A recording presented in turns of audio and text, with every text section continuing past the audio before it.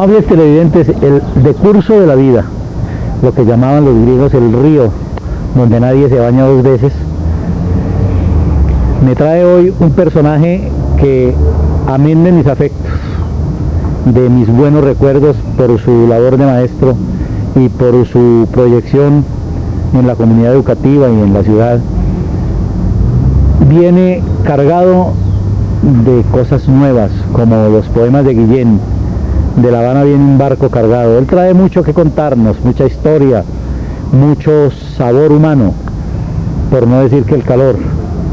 Tiene en su cabeza una estructura que tiene mucho que ver con la comunicación y con el desarrollo intelectual de sus estudiantes. Es de esos maestros que, sin adularlo ni alabarlo, porque ni él lo necesita ni yo lo requiero, es un maestro de esos que a uno no se le borra de la pizarra de la memoria. Yo fui su alumno por allá, por el año 71, y me vanaglorio de haberlo sido, y no me vanaglorio de ser viejo, porque las enseñanzas lo hacen a uno joven. El que se envejece es el cuerpo, no el cerebro. El cerebro siempre estará joven, las ideas siempre serán frescas.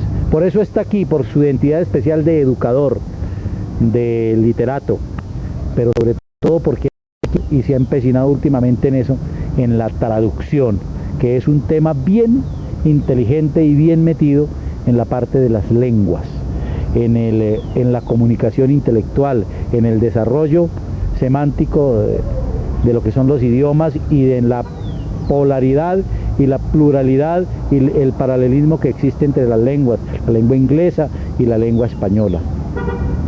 Como si pusiéramos los genios a andar juntos, a Cervantes y a Shakespeare, por ejemplo. Es un tema altamente especializado que él maneja, yo no lo manejo. Yo solamente lo voy a oír y les voy a compartir a ustedes a través de este programa de Identidad Especial lo que él sabe. A mí me interesa mucho la parte humana y me interesa hacerle este homenaje a él, que fue nuestro maestro ya lleva por lo menos 5 generaciones sin que, repito, sea ningún viejo. Bienvenido, Pedronel Niño, a su espacio de Identidad Especial. Me alegra mucho saludarlo, Carlos Luis, y de verdad recuerdo hace como unos 35 años que tuve el honor de enseñarle inglés allí en el colegio provincial, y desde entonces hemos sido amigos y hemos logrado hablar también de literatura, de la traducción y aún de las féminas. Y de las féminas, promesa que debemos cumplir. Bueno, sí. Pedronel, ¿cuáles son los orígenes de Pedronel Niño? Bueno, yo nací aquí en Pamplona, mi madrecita venía de Chitagá, mi papá de Silos, pero yo tuve la fortuna de nacer aquí en Pamplona en una casa que hay cerca de la universidad, que tiene una verja subiendo por la carretera a Bucaramanga, todavía está muy bien conservada. Y cuando empecé a abrir los ojos aquí a la vida, justamente ya vivíamos aquí en la calle Florián, por allá como en el año 56. Me di cuenta de que uno estaba en el mundo, de que vivía en este mundo. Entonces era en la escuela del Carmen, había una maestra pequeñita que nos estaba enseñando la letra S. La S. Qué curioso, ¿no? Sí, señor. Bueno, ¿y usted se volvió maestro? Bueno, entonces yo tuve la fortuna de estudiar en el seminario acá de Pamplona, y entonces le daban a uno una buena formación en lenguas. Veía uno latín, griego, inglés, francés y un poco hasta de arameo para tratar de entender la Biblia. Entonces, una vez terminé, hubo la oportunidad de enseñar inglés, francés, castellano en un colegio privado que tenía aquí Don Augusto, y de ahí pasé al provincial, pero mientras tanto tomaba mi licenciatura aquí en la universidad. Estudiaba uno de noche, después de las 5 de la tarde hasta las 10:30, 11, y de día trabajaba. Entonces los papás no lo dejaban a uno mucho tiempo en la casa. Una vez se graduaba, tenía 17, 18 años, era necesario ir a buscar trabajo. No existía el Bombril de ahora. No existía ese Bombril. Bueno, Pedronel, ¿y qué era para usted la ciudad de ese entonces? ¿Se puede comparar con ahora? Hay una gran diferencia. Antes era una ciudad colonial, muy religiosa, las mujeres todavía se escondían detrás de las ventanas y aún para enamorarlas eso era una tragedia, además de que entonces estábamos en desventaja, ¿cierto? Porque había más hombres que mujeres, ahora hay muchas mujeres, afortunadamente, ¿no? Sí, afortunadamente para el mejoramiento del paisaje, ¿no? Sí. Del paisaje urbano. Mire, Pedronel, para usted, porque vamos a hablar de eso, ¿qué es ser maestro? Bueno, yo pienso que ser maestro es compartir con alguien lo que uno tuvo la fortuna de aprender antes que ellos. No es más, si yo aprendí un poquito de traducción, lo comparto con alguien que todavía no tiene ese poquito de traducción. De otras, sin esperar nada a cambio. Es probable que uno tenga que vivir de algo, ¿no? Y le paguen por eso que hace, pero eso no es lo más indispensable. Bueno, mire, uno como maestro tiene muchas opciones. Uno puede ser un maestro de matemática, puede ser un maestro de idiomas, puede ser un maestro de sociales. Pero ¿qué es lo que lo lleva a uno, en el caso suyo, qué lo llevó a escoger los idiomas? Primero que desde niño tuve la fortuna de leer, de que me contaran cuentos. Como dice un autor inglés, me enamoré de los sonidos, de las palabras. Y tuve esa fortuna de leer, tendría por ahí unos 14, 15 años, y empecé a leer a los clásicos, y tuve la fortuna de leer a Romeo y Julieta en inglés. Después, ya más tarde, leí también la versión de Pablo Neruda, la traducción de Pablo Neruda, y ya después pude leer en francés.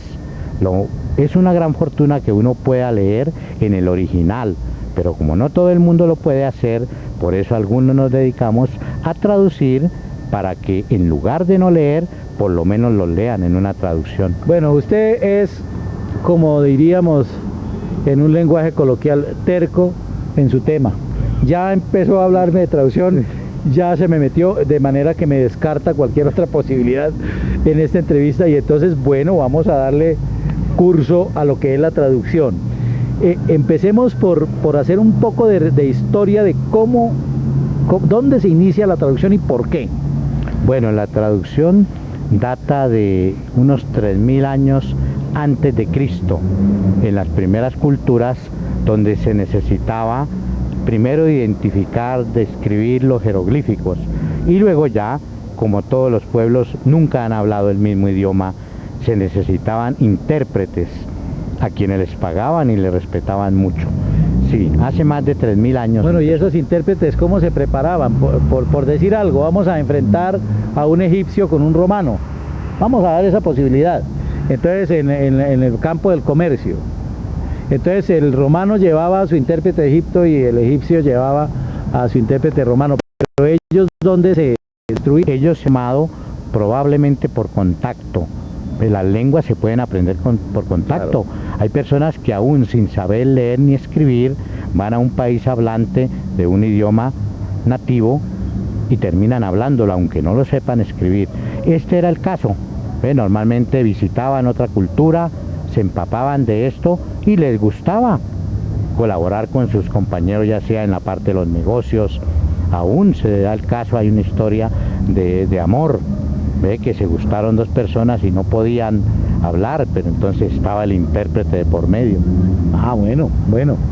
De todas maneras, el intérprete mayor era el amor, ¿no? El intérprete era el amor, sí. Claro que entonces no pasaba como ahora. Ahora a veces lleva uno el intérprete o el amigo y él se queda con la... Se queda con la interpretación de la vaina. Bueno, Pedronel, dentro del desarrollo académico de las universidades en Colombia, tal vez la traducción ha sido una de las ramas que no se ha popularizado tanto, o por lo menos hasta unas épocas no. ¿Cuál era el fenómeno que ocurría con eso? Yo pienso que en primer lugar, para ser profesor de traducción se necesita ser completamente bilingüe. Aparte de eso, estar preparado en las diferentes ramas del saber humano. Entonces todo el mundo no se dedica a eso. De pronto alguien habla los dos idiomas, interpreta y ayuda, pero ya para ser docente de la traducción hay que ser, aparte de practicante de la traducción, poder ser maestro, es decir, saber comunicar eso que usted sabe de traducción, que es difícil. Yo conozco muchos intérpretes y traductores excelentes, pero me dicen: Pedro, yo no quiero ser docente de traducción, yo ejerzo ese oficio. Sí, entonces vamos clarificando cosas respecto de la traducción. La traducción se da a nivel de la docencia, pero se da a nivel de la práctica de...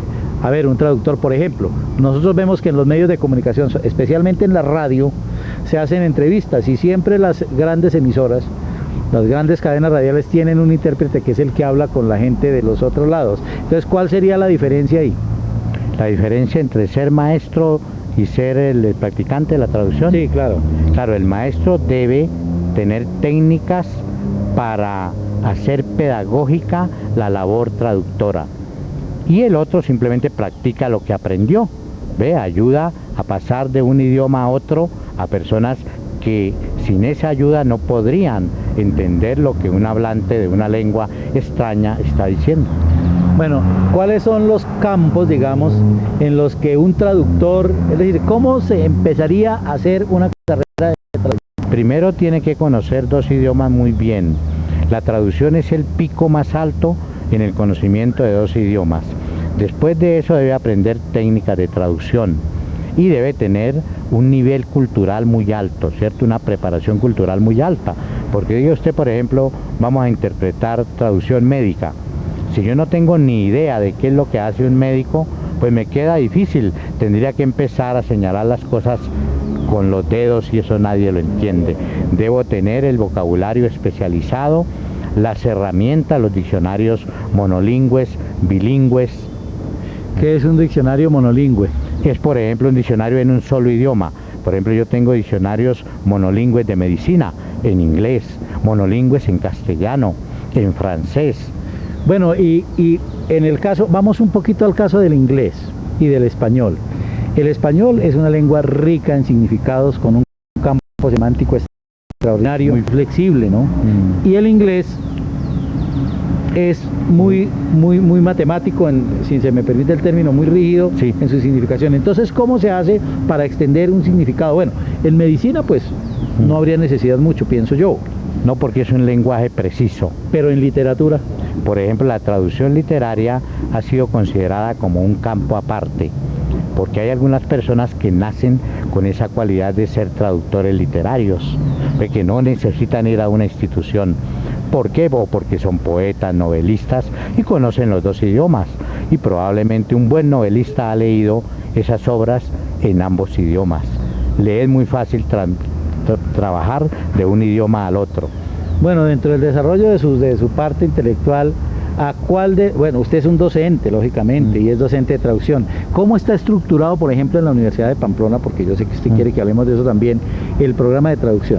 Bueno, ese programa tuvimos la fortuna de presentarlo al ICFES en el año 2000. Ahí hay que agradecerle también la fuerza del doctor Álvaro González. Lo presentamos y lo aprobaron.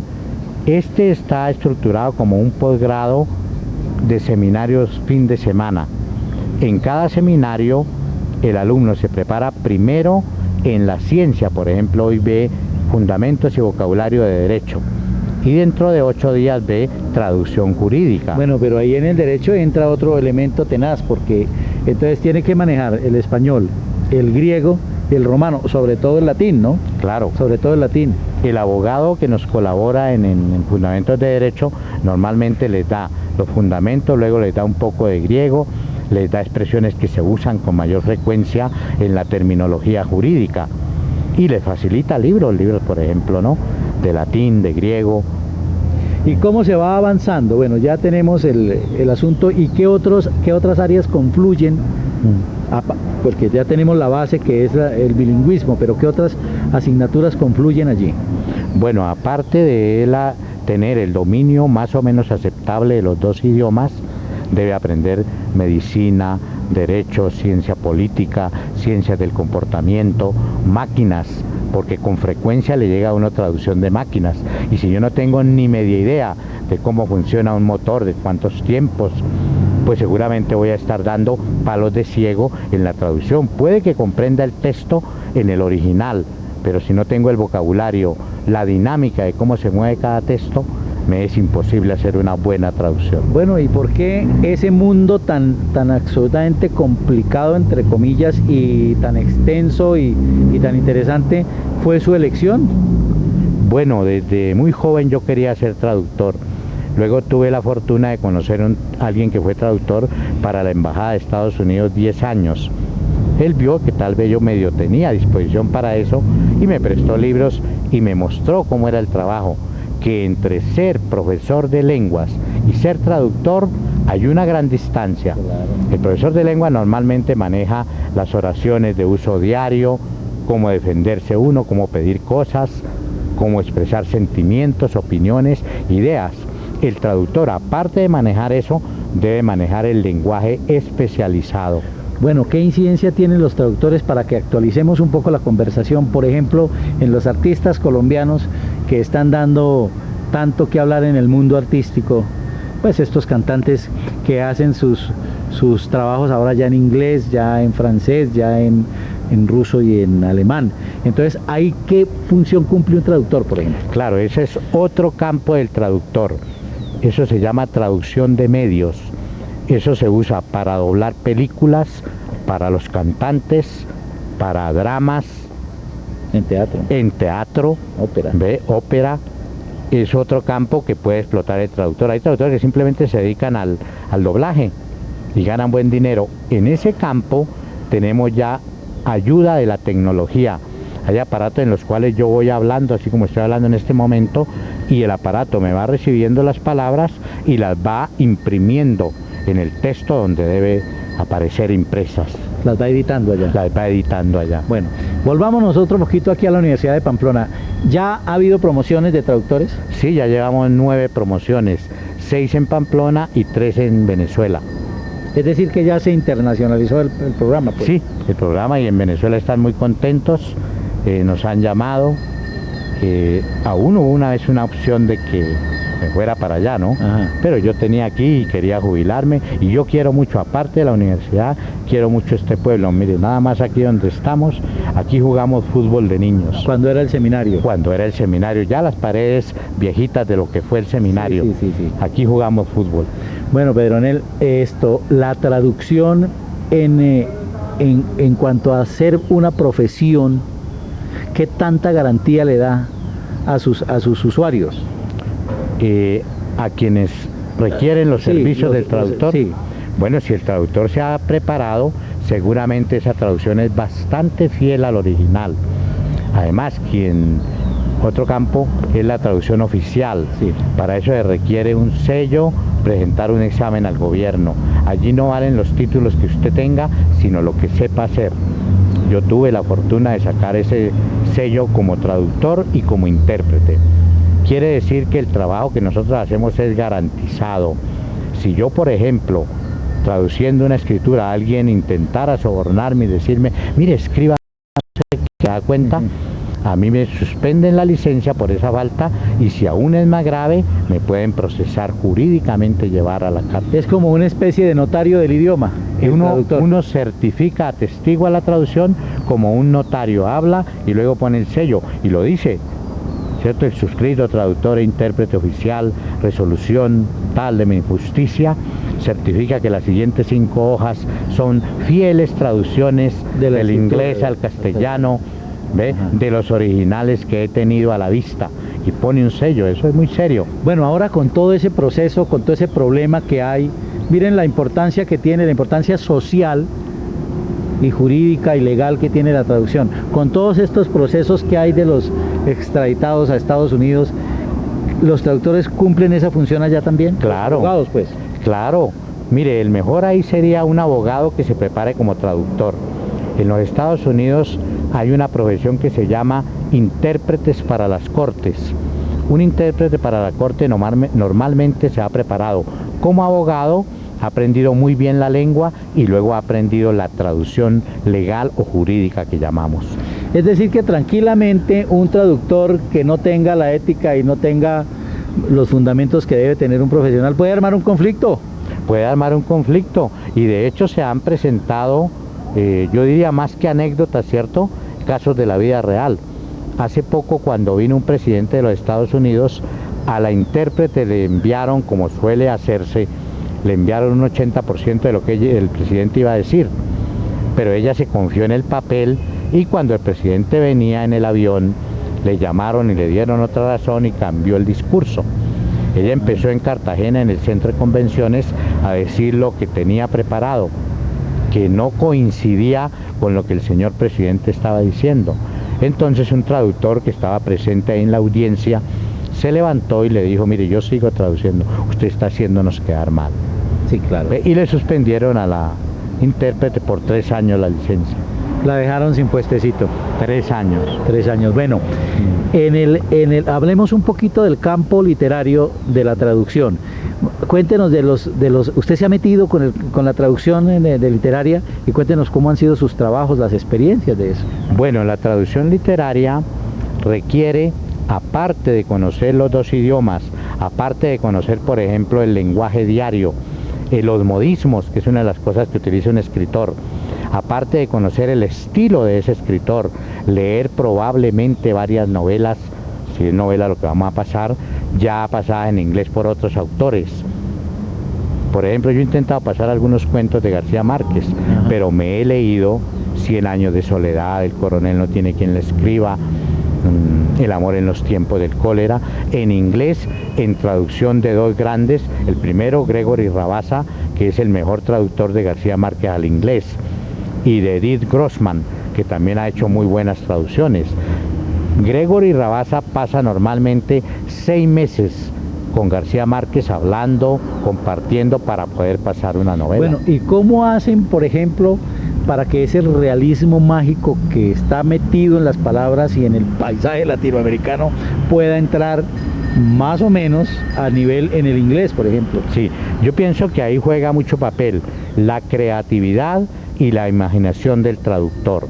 Aparte de conocer muy bien el estilo, la manera de narrar, ¿cierto?, de García Márquez, él intenta, pero nunca es igual leer la obra en el original que en una traducción, por buena que sea, porque toda traducción es perfectible. Y yo pienso que, yo aconsejo a quien pueda leerlo en el original, léalo. Si no, pues la traducción, ¿no? Que de todas maneras un buen traductor trata de hacerla de la forma menos torpe posible, ¿no? Claro. Pero ahí se presenta una ambigüedad, porque vamos a suponer que un norteamericano que conozca las bases del español pueda leer a García Márquez, pero ¿cómo diablos entiende la escena de Remedios la Bella? Porque sí, con la mentalidad gringa, que es perfectamente vertical, ¿el realismo mágico sí tiene paso ahí? El traductor trata de acercarse lo más al original. Sí. Lo demás ya lo deja para el lector, pero le cuento que se pierde mucha gracia, se pierde porque nunca una traducción es perfecta. Se pierde bastante la gracia, pero una obra bien escrita resiste cualquier traducción. Bueno, por ejemplo, los clásicos. Por ejemplo, el Quijote. El Quijote. Bueno, por ejemplo, yo tengo 4 versiones del Quijote en mi casa. Una por allá del año 36 y otras recientes. Ajá. Me gusta más la del año 36, tal vez porque ese tipo de lenguaje, cierto, que tiene tanto arcaísmo, requería de esa experiencia. He leído el Quijote en inglés y en castellano. En castellano lo leí cuando tenía 15 años y lo seguí leyendo y lo he releído y lo tengo al pie de la cama porque me parece lo más grande de la lengua castellana. Se pierde en inglés, siempre se pierde gracia, ¿cierto? Sí, claro, el sabor. Sabor. Es que mire, uno que ha sido toda la vida un aspirante a la buena música, a la buena literatura, aspirante, es decir, uno ve pasar la gran literatura y coge lo que puede, lo que la inteligencia le permite. Uno oye un bambuco tocado en la plaza de Chiquinquirá por 2 o 3 labriegos boyacenses y ese bambuco tiene sabor y el golpe del bambuco es claro y es surruntungueado. El swing, llaman el swing. ¿Sí? Y uno lo oye tocado por los Nández en la televisión y el bambuco no tiene lo mismo porque ya son sofisticados. Un bambuco tocado con smoking y con corbatín negro, claro, y presentado con champaña, pues hombre, es una mezcla, una coiné de clases. Me imagino que con la traducción pasan cosas muy parecidas. Muy parecidas, pero aún hay casos excepcionales. Por ejemplo, Cortázar traduciendo del francés al castellano las memorias de Adriano, ¿cierto? De Marguerite Yourcenar. Él la mejoró, dicen los que saben, ¿no? Y yo tuve la fortuna de leerla en francés y luego en castellano. Y de verdad que me fascinó. Usted sabe, Cortázar era muy grande, ¿no? Sí, pero ya pues es que la fuente que genera eso, como usted decía al comienzo, ya la mentalidad, el gran bagaje cultural de Cortázar o de Borges, pues sí, claro. Eso es la mitad de la traducción, claro. Porque ellos además tienen la autoridad de hacerlo, claro. ¿no? Sin cambiarle al autor. Bueno, las mejores traducciones que usted conozca del inglés al español en literatura, ¿cuáles son? Por ejemplo, a mí me gusta mucho la traducción de Shakespeare, la de Luis Astrana Marín, ¿cierto? Que incluso fue sacada por ahí en el año 60. Luis Astrana Marín es un traductor español. La obra, casi todo lo que conocemos de Shakespeare al castellano es de Luis Astrana Marín. Incluso hay esa edición lujosa de Aguilar, del año 61. Todas esas, las 38 obras de drama y aún lo de poesía, los sonetos, son de Luis Astrana Marín, me gustan. Claro que usted sabe que Shakespeare lleva más de 400 años de estar vivo y seguirá vivo mucho tiempo. Entonces, a mucha gente le ha tentado, ¿cierto?, el gusanito de traducir a Shakespeare. Claro. Y hay traducciones muy bien, muy interesantes, por ejemplo, como la esta de Valverde. Me parece interesante, muy linda. Me gusta mucho la traducción que hizo Pablo Neruda de Romeo y Julieta. Bueno, pero es que ahí estaban todos muy grande, los 20 poemas de amor, sí, empujando la pluma, ¿no? Sí. Empujando la traducción. Sí. Mire, dentro del desarrollo del cine, por ejemplo, que tiene tanto que ver con la traducción del cine latinoamericano, ¿qué opina usted de las adaptaciones del lenguaje que han hecho de las obras de García Márquez, por ejemplo, de la crónica de una muerte anunciada que fue trasladada? Claro, yo nunca sería capaz de hacer eso, ¿no? Pero admiro a los que los han hecho, pero pienso que no es el reflejo, ¿cierto?, del original. García Márquez es muy difícil de llevar al cine, y él mismo lo ha manifestado, ¿no? Sí. Él mismo ha dicho que, bueno, no le interesa tanto que lo lleven al cine. Sí. Sería como llevar un poema de Neruda a la narrativa. Mire, por ejemplo, lo que es la traducción de poesía. Normalmente la traducción de poesía es literal. Sí. El traductor de poesía se acerca ahí y deja ahí los términos para que la gente interprete. Porque es imposible, por ejemplo, pasar una metáfora de tal manera, ¿cierto?, que resulte como está aquí. Por ejemplo, la de Neruda. Yo tengo varias traducciones de Neruda que lo han pasado al inglés, ¿ve? Pero nunca, no me parece que llegan. Tengo incluso una de César Vallejo, de los Heraldos Negros y de Trilce. No, nunca, yo he leído los Heraldos Negros, he leído esta Espergesia, todo eso, ¿no?, de tan grande de Vallejo, no, nunca, ¿no? Por ejemplo, eso, yo nací un día que Dios estuvo enfermo, ¿no?, grave. He visto traducciones, pero no me pegan tanto. He hecho en mis clases de traducción la experiencia de dar una historia primero en inglés, que fue escrita en castellano originalmente, luego la oye en castellano. Es una historia muy triste, un cuento muy triste, y hay gente que con la parte en inglés, ¿cierto?, llora, pero no llora tanto como llora en castellano. Bueno, imagínense, vamos a hacer un pequeño ejercicio. Yo me lo voy a meter un poquito al rancho porque ustedes ya se han dado cuenta de la estructura mental que tiene el señor Pedronel Niño, el profesor, el maestro, el amigo.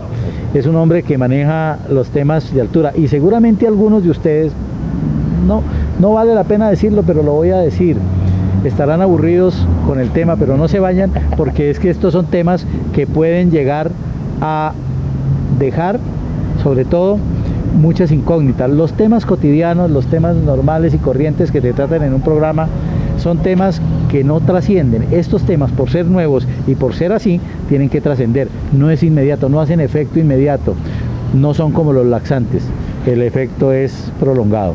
Ya volvemos, amables televidentes, con más de las intimidades de las traducciones y otras cosas que tenemos reservados, porque hoy el programa lo estamos haciendo como en narración de fin a principio. Ya regresamos.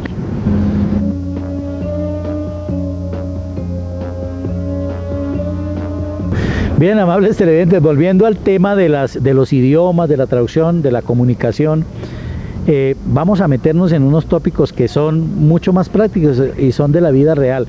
Y algunos de ustedes que me están viendo y que tuvieron la oportunidad de estudiar inglés, decía uno, ¿para dónde va? ¿A clase de qué? No, tenemos inglés. Y entonces uno se iba a la clase de inglés y terminó el bachillerato y uno sabía, empezábamos por aprendernos unos diálogos. Entonces estaba el libro de inglés y entonces a uno le decían este diálogo y entonces uno musicalmente se aprendía la vaina. Y entonces a las 2:30 de la tarde ya estaba uno frente al tablero. Remember Marco Polo? Oh yes, sí. What is your name? My name is...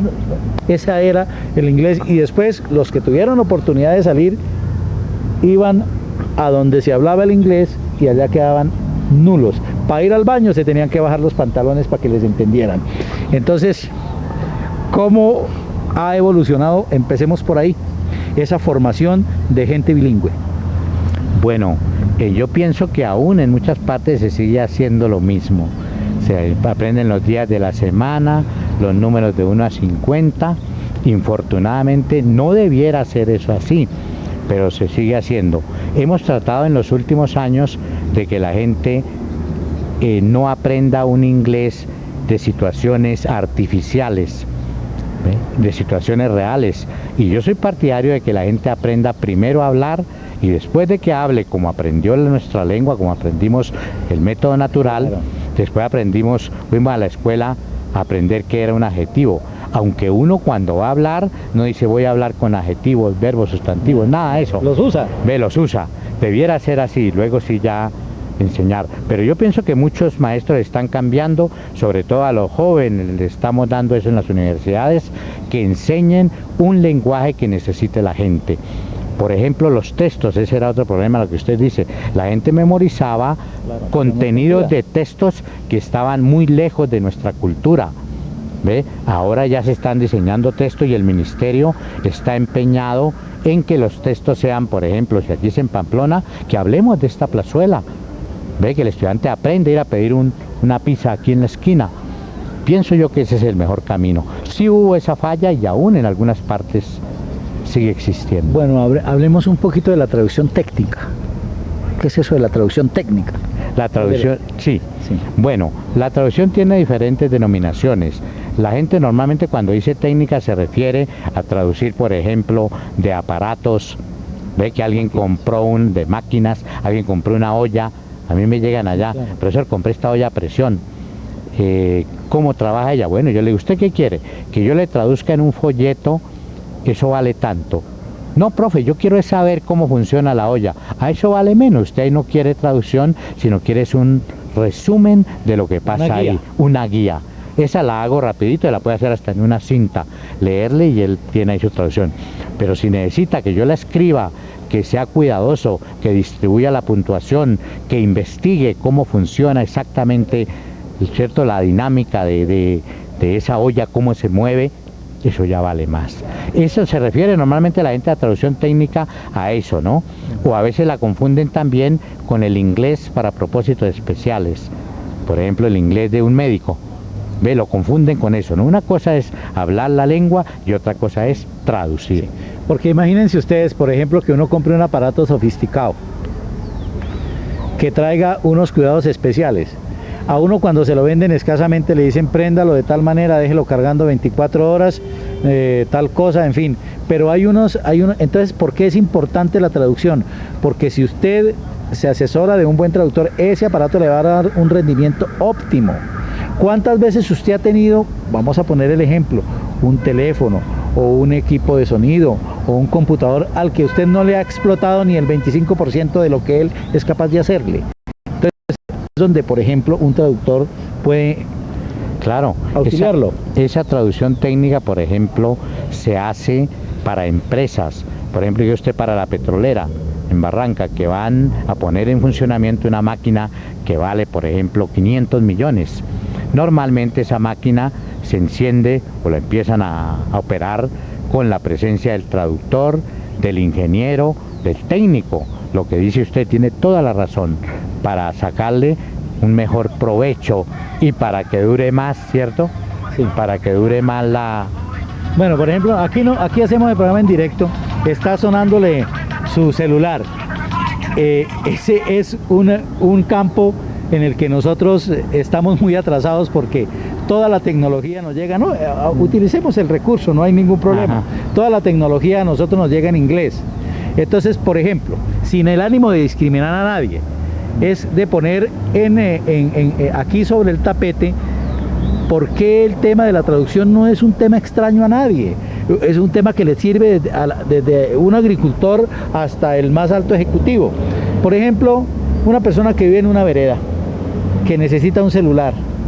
Entonces, él lo compra y sabe que hay 2 o 3 botones que son los claves. Pero ¿cuántas funciones puede tener un celular? ¿A dónde debe acudir esa persona? Porque las personas que lo venden no le dicen a uno cómo se maneja. Y ahí vienen unas instrucciones y uno abre los libros y viene chino, japonés, alemán, arameo, griego, inglés, todo lo que uno no habla. Y los términos que a veces utilizan en las traducciones de los folletos técnicos de español, de los manuales de funcionamiento en español, lo dejan a uno listos. Por ejemplo, usted agarra en español y una persona que esté dedicada a las labores del campo le dice, inserte el emoticón, pues él dice no la suya, él era emoticón, ¿cierto? Entonces, por ejemplo, ese tipo de cosas. Sí, señor, tiene toda la razón. Entonces, para eso está el traductor, ¿ve? El traductor debe bajar ese lenguaje técnico al lenguaje de la audiencia. Si yo estoy traduciendo, por ejemplo, medicina para médicos, utilizo el lenguaje especializado. Si estoy traduciendo, por ejemplo, una mezcla de texto médico, pero también que está promocionando un jabón, yo tengo que utilizar el lenguaje popular para que el jabón se venda y también la parte especializada para deslumbrar al que va a comprar. Porque yo le digo, no, utilizamos la pepa de no sé qué, él se ríe. Pero si yo le doy un farmacológico, un no sé qué, sí, él de una vez lo compra. Bueno, entonces, todo eso es creatividad del traductor. Bueno, usted como maestro que ha sido y como traductor que es, porque usted ostenta las dos situaciones, la de ser el maestro de traductor, pero además es un traductor. Sí. O sea, yo puedo tranquilamente decirle, profesor Pedronel, yo acabo de comprar este robot porque ya no quiero que mi señora haga más oficio en la casa, entonces yo voy y lo busco a usted y le digo, tenga la amabilidad de, mire, aquí está el folleto, está la ficha técnica, está, y usted traduce eso.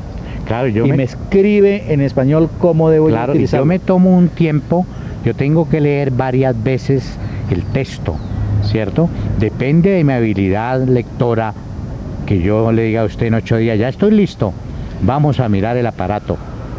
Ya lo tengo escrito en castellano, pero además yo quiero estar presente para decirle que el botoncito que está en la parte inferior izquierda, que se enciende 15 minutos, un verde, y a los 20 pasa a rojo, quiere indicar esto, yo tengo que comprobárselo.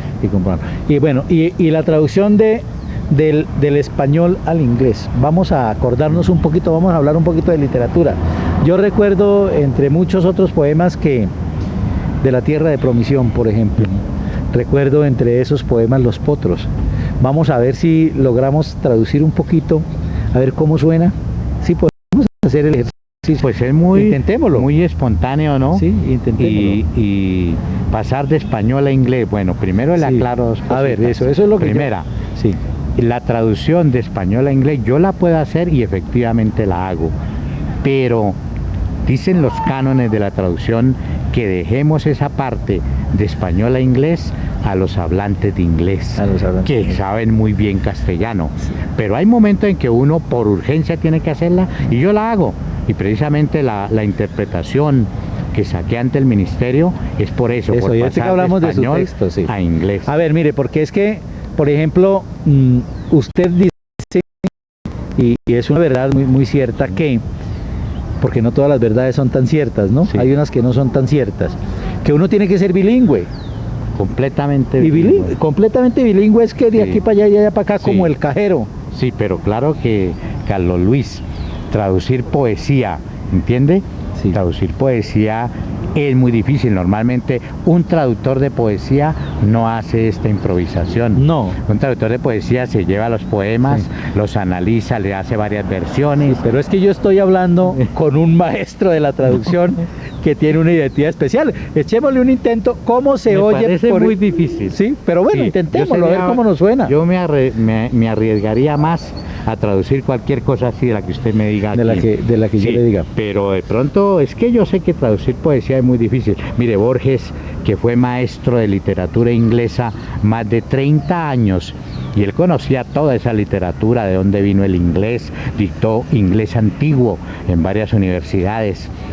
Y en una ocasión le dijeron eso: ¿usted es capaz de traducir un poema ya? Y él dijo: no, señor. O yo puedo durar traduciendo un poema 3, 4 meses. Bueno, pero una estrofita de los potros, sí, ¿cómo dígala, y si soy capaz le digo que sí. Si yo la digo, no le digo que no. En Tierra de Promisión hay uno de los poemas más famosos y muy populares del maestro José Eustacio Rivera, que es Los Potros, que dice: sí. Atropellados por la pampa suelta, los raudos potros en febril disputa hacen sonar sobre la sorda ruta los huracanes de su crin revuelta. ¿Por qué yo escojo esto? Porque es que esto es bien de sabor para ilustrar el ejemplo cuando hablábamos de García Márquez. Sí, ¿Cómo sonaría eso ahí? No me le atrevería. No, ahí era donde yo quería llegar. Eso hay que hacerlo. Ustedes, porque el sabor, claro, porque la terminología, eso no se puede improvisar. No se puede improvisar. Habría que hacer un estudio semántico del poema. Bueno, yo conozco Tierra de Promisión. Claro. Conozco ese poema desde cuando estaba uno por ahí en bachillerato. Era el tetero de la literatura. Exactamente.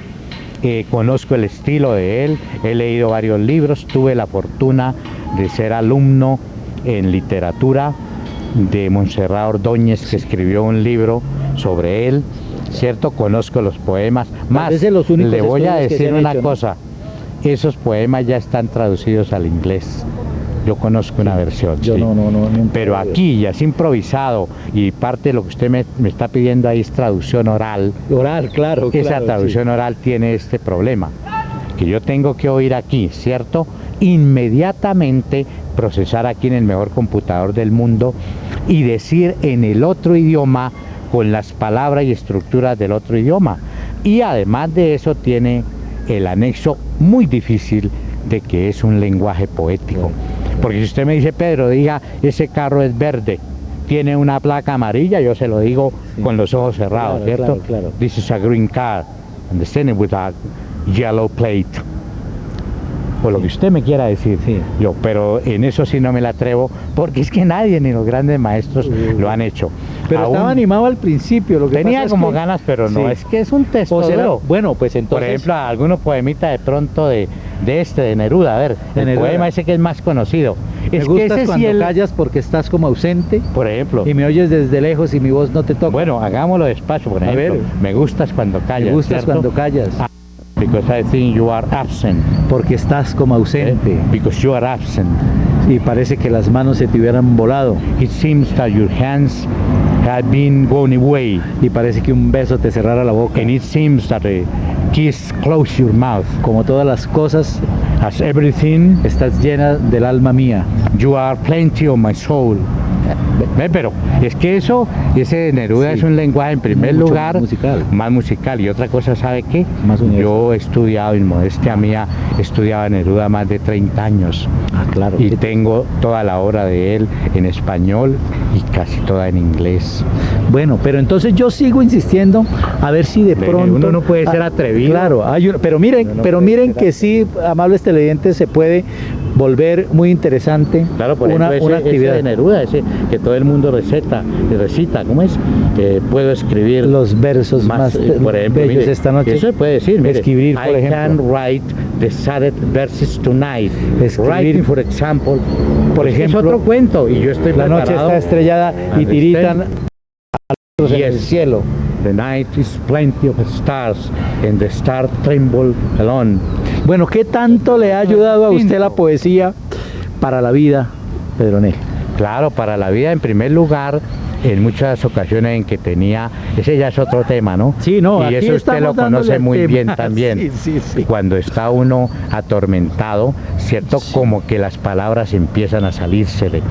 Y uno las saca, y esa es la famosa catarsis que hace uno, ¿no? Y queda como tranquilo, ¿cierto? Sí, claro. Y a veces las escribe. Para mi vida me ha hecho. Hay momentos, por ejemplo, de soledad, ¿cierto? De alegría, en que la poesía es una gran compañera, le permite a uno escaparse de eso. Bueno, vamos a hablar un poquito de lo que ha sido su vida como hombre, como ser humano, cuéntenos cuáles han sido los estudios que usted se ha dedicado a realizar en el mundo, a dónde ha ido, a dónde ha viajado, dónde le han expedido esos títulos. Bueno, yo no he ido así muy lejos, ¿no? No, yo tuve la fortuna de estar en la Universidad de los Andes. Primero hice ahí una maestría. Bueno, ese es el mundo en Bogotá, ¿no? Sí, ¿no? Sí, claro. Hice una maestría en literatura inglesa y luego hice también en lingüística aplicada. ¿Recuerda sus maestros célebres de...? Claro, yo tuve el autor que publicó bastantes libros, John Moore. Tuve también la oportunidad de oír a Jeffrey Leach, que publicó la mejor gramática que hay de la lengua inglesa. Y así, en traducción tuve a Brian Mallet, que era traductor en Ginebra. Bueno, ellos me dieron toda esa formación. Hay un autor de cuento latinoamericano que se llama Simon Menton. Sí, él hizo la antología del cuento latinoamericano. Y también es inglés, crítico, ¿no? ¿Cierto? Sí, es inglés. Sí. Pero mire que sí se pudo meter en el lenguaje, ¿no? Claro, no, y es que mire, uno no necesariamente es el maestro en su propio idioma. Usted conoce a Vladimir Nabokov. Nabokov. Claro. Dicen que Vladimir Nabokov, él, cierto, nacido en Rusia, es el hombre que mejor ha hablado el inglés. Y prueba de eso es que Lolita la escribió en inglés, siendo el ruso. Bueno, pero sigamos en los Andes, sigamos en los Andes. Entonces usted hizo allá su maestría en lingüística aplicada y estudié también un año de literatura en inglés, Shakespeare. Sí. Luego también tuve la oportunidad de volver a estudiar allá 2 años de traducción, una de español a inglés y otra de inglés a español. Y el resto lo estudió aquí en Pamplonita. En Pamplonita, muy bien. Por cuenta mía, ¿cierto? Ajá. Lo que yo le digo a los chinos en la clase, esperando lo poco que uno le puede dar, ahí quedó. Pero eso es uno mismo. Me decían, pero entonces usted cómo llegó a poder hablar inglés si no ha salido del país. Y no he salido efectivamente. Y usted, en modestia mía, me trae aquí un gringo a que hablemos de medicina, hablamos de medicina. Es decir, no es saltar el muro de la aldea, es traer el mundo a la aldea. Claro, claro. Y yo en una carta que le mandé al señor rector pidiendo mi jubilación, le remataba con eso. Sí. Le decía que yo quería mucho esta universidad porque en épocas ya lejanas ahí aprendí que el mundo se extendía más allá de las verdes murallas que rodean mi ciudad. Sí, claro. Sí. Y eso se lo enseña a uno en la universidad. Hubiera podido estar en Atenas esta universidad. Claro, pero... ¿Y es la persona? Sí. La primera vez que yo fui a los Andes me dio miedo, porque empecé y cuando todo el mundo empezó a presentarse, decían, I was in the United States for 15 years, de 15 años y yo acababa de irme aquí a la escuelita. Sí. Pero a los 2 meses yo estaba al mismo nivel de todos. Bueno, ¿y usted cómo se hubiera presentado llegando desde Pamplona en inglés? Hubiera dicho que iba de Pamplona usted. Yo dije. ¿Cómo dijo usted, pero en inglés? I come from Pamplona. I university in Pamplona, career in foreign languages, major in English, minor in French. Lo que podía hablar, y sí podía. Yo vengo de la Universidad de Pamplona, claro. Soy especialista en lenguas de inglés y francés. Sí, lo que podía decir. Bueno, ¿cómo le va con el francés? El francés que es tan poético. ¿Usted bueno, lo utiliza muy frecuentemente el sí, francés? Me gusta bastante el francés, lo estudié. Sobre todo por el país femenino, ¿lo utiliza mucho el francés? Sí, me parece lindísimo junto con el italiano, ¿no? Sí. El italiano me parece que es una melodía. Un poquito por ahí. ¿Cómo le daría usted las gracias en italiano a Antonio, que nos presta el canal 6 y el camarógrafo, la cámara esta? ¿Cómo le diría? No me atrevo. Molto grazie, signore Romano. Él lo sabe mejor que yo, sí, ¿cierto? Por eso no puedo hablarle a él en italiano. ¿Cuál es la frase más hermosa que usted ha oído en francés? En francés, por ejemplo, la que le decía uno a las niñas cuando estaba en bachillerato, ¿no? Sí. Je t'aime beaucoup. Yo te amo. Mucho, sí. Je t'aime beaucoup. Y te quiero querer. Ajá. Y todas esas cosas, ¿no? Mire, de las frases famosas en inglés, Pedronel. Bueno, en inglés yo tengo mucho, ¿no? Sí, tengo la suerte de un diccionario así de grande de todas las frases famosas, ¿no? Sí. En inglés, pero hay muchas, ¿no? Por ejemplo, nomás en Shakespeare usted puede buscar lo que quiera, ¿no? Lo que quiera. ¿Cómo se oiría? En Whitman. Sí, en Whitman, claro, en Hojas de Hierba, ¿no? Sí. ¿Cómo se Leaves or Grass. El poema de Todo Amado, ¿no? Sí, claro. Todo querido, ¿no? Y aún, por ejemplo, es el Song to Myself, canto a mí mismo. Claro. Eso me parece él habla eso, ¿no? De que tengo un cuerpo y un alma, ¿no? Y está también Emily Dickinson, ¿no? Ah, ella, por ejemplo, me fascina mucho. Tengo ahí en la voz de ella unas grabaciones en inglés. ¿Recuerda algo de Emily Dickinson? No, ahorita no. Es muy, pero mire, sí tengo ahí. es muy difícil recordar la poesía, todo cuando hay una cierta... A uno hablar de poesía lo emociona. Sí. Porque es como cuando el médico habla del fémur o del corazón, Sí. o el haz de Gis o de la arcada de Pupar, o todas esas cosas.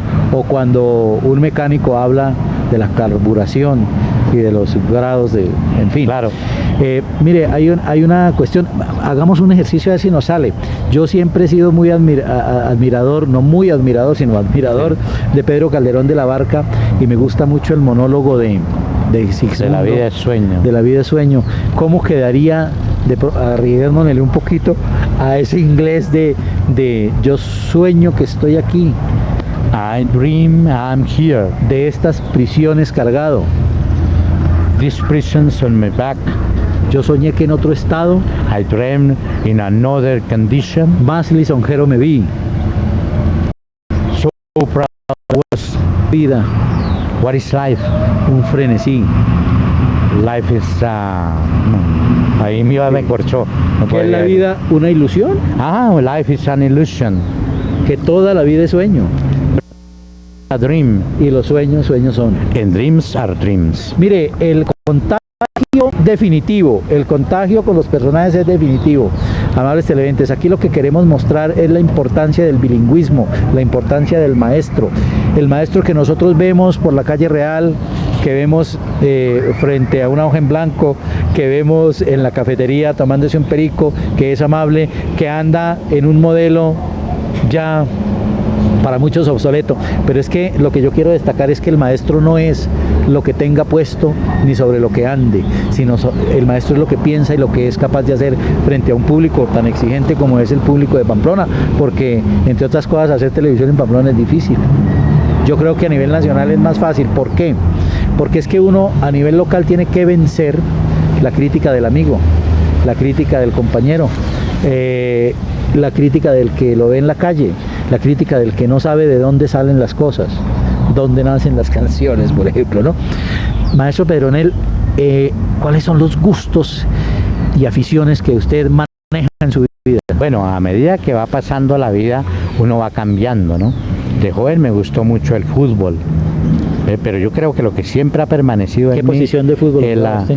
Yo jugué de centro delantero y jugaba bien con ambas piernas. ¿Y sigue haciendo goles todavía? No, ya no puedo jugar porque yo tuve que someterme a una cirugía de corazón abierto. Ajá. Entonces a uno le cierran esto con unos ganchitos y si uno llega a chocar con alguien, de pronto se puede aflojar un gancho de esos y requiere nueva cirugía y es mejor evitarla. Es mejor no hacerle esa jugada al corazón. Esa jugada al corazón. Pero muy bien, hace 5 años y me siento muy bien. ¿Qué más hizo? Después me gustó la música. Ajá. Intenté aprender a tocar algunos instrumentos, pero me di cuenta que no servía para eso.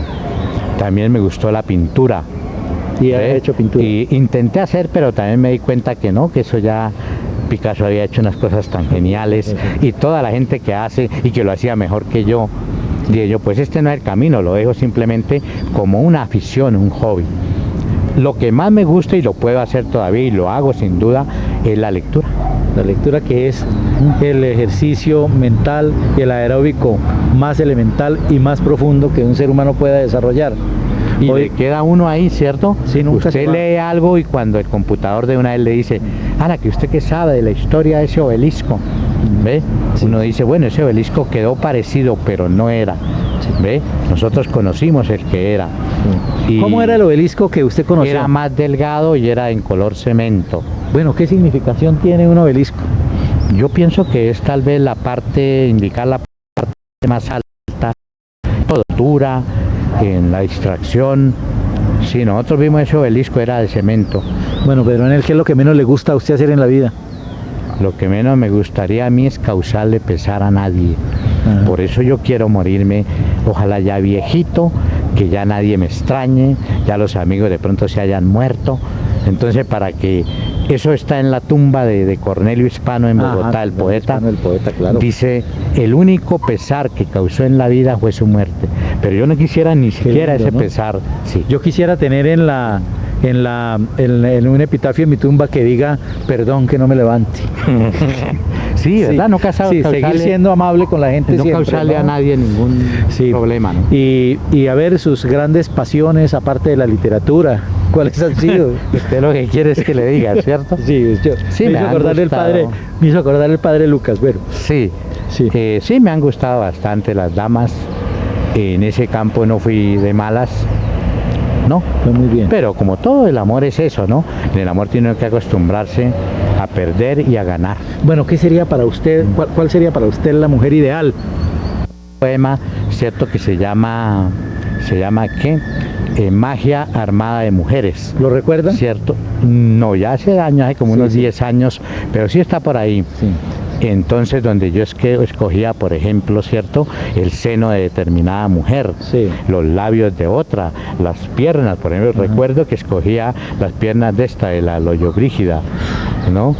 Decían que eran admirables, ¿no? De la Que no Nina. tenía, sí, que no tenía absolutamente nada que envidiar sus piernas. Me gustaba mucho de la Bardot, ¿no? De la Brigitte. ¿Ve? Francés. Y así me gustaba el cabello de otra, y entonces, ¿cierto?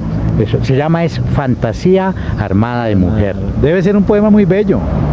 Por ahí lo tengo. Bueno, ha debido traerlo porque, bueno, mire, No veníamos a hablar de no, traducción. estamos traduciendo los sentimientos que tenemos. ¿Cuáles han sido sus publicaciones? Bueno, por ahí, en una ocasión, algunos poemas, por ahí tengo una copia. ¿Cómo se llamaba su libro de poemas? Se llama 20 definiciones y una exageración. Yo Por tengo ahí- tuve el placer de leerlo calientico como el horno del pan, y lo tengo obsequiado por usted. Bueno, muchas gracias. Sí. Honor que me hace. Por ahí en cuento también me publicaron algo y tuve, ¿verdad? La suerte, sí, pero qué suerte, de ganar por ahí 1 o 2 concursos de cuento a nivel nacional. Cuéntenos de eso, háblenos de eso. Por ejemplo, uno fue en el Tolima, Ajá. con Prensa Nueva. Prensa Nueva. Yo mandé un cuentecito así de grande, Mini cuento. un mini cuento, y pegó. Y Y ganó. en Pereira también. Y allí en Bucaramanga mandé uno que se llama Una fantasma llamada Matea para niños, y también pegó ahí en esa universidad. Y el resto es escribir uno porque lo necesita hacerlo. Bueno, debo preguntarle algo que me tiene un poco preocupado y, como decían, con un poco de desazón. ¿Se va a jubilar? ¿Para qué se va a jubilar? ¿Por qué? Bueno, yo pienso que ya estuve en esto 36 años y medio. Yo soy partidario del relevo generacional. Me parece, y más en estas épocas nuestras, que hay tanta gente que necesita trabajar, tantos jóvenes, porque en la época de nosotros le rogaban a uno. Cuando yo me quedé aquí de profesor en la universidad, ¿Cómo cambian los tiempos? claro, me llevaban para arboledas, me daban la comida, la quedada, un buen sueldo y un sobresueldo por estar allá en Arboledas. ¿Qué tal usted bajo el divino yugo de una arboledana? ¿Cómo le hubiera ido? Muy lindo, allá hay unas mujeres preciosísimas, unas mujeres de una Pero ¿y el piel temple? envidiable Sí, pero ¿y el temple? y de ojos verdes. Ay, ay, ay. Sí, son muy mandonas y no. Bueno, pero todas las mujeres son lindas mandonas, ¿no? y las necesitamos. Sí. Carlos Luis, eso sí no nos lo quitemos de encima. No, para nada, no. Eso las Hay que tenerlas necesitamos ahí y- en reserva y en el primer frente, claro. Y además diga usted, yo por ejemplo, me dicen, Pedro, que ahorita hay una reunión urgente que lo cita el rector, pero si aparece una china, dame unos besitos, yo no voy. No, usted no va. Así me regañen allá. No cambia los besitos del rector por los besitos de la China. No, quieto, quieto. Mire, ¿qué ha sido para usted la universidad estos últimos 5 años? Bueno, yo he visto que la universidad en estos últimos años, ¿cierto?, ha tenido un auge. Yo pienso que por lo menos la proyección es esplendorosa, ¿no? Y se ha hecho mucho, ¿no? ¿Usted cree que la No- esencia de la universidad, bueno, se ha mantenido en su filosofía? Sí, yo por ejemplo admiro a todos los que estuvieron ahí al frente de la rectoría, a todos mis colegas que sirvieron, sea como sea, uno algo hizo ahí, Sí. algo hizo. Es que yo quiero preguntarle, esa generación que está empezando a irse, a jubilarse, para no decir a pensionarlos, eso sí Sí, es muy feo, sí. a jubilarlos, los pensionados seremos otros. Los jubilados como ustedes que salen por la puerta grande, ¿cómo han, si han desarrollado finalmente su papel allá en este nuevo sistema? Bueno, este sistema parece que nosotros estamos quedando un poquito rezagados, ¿no?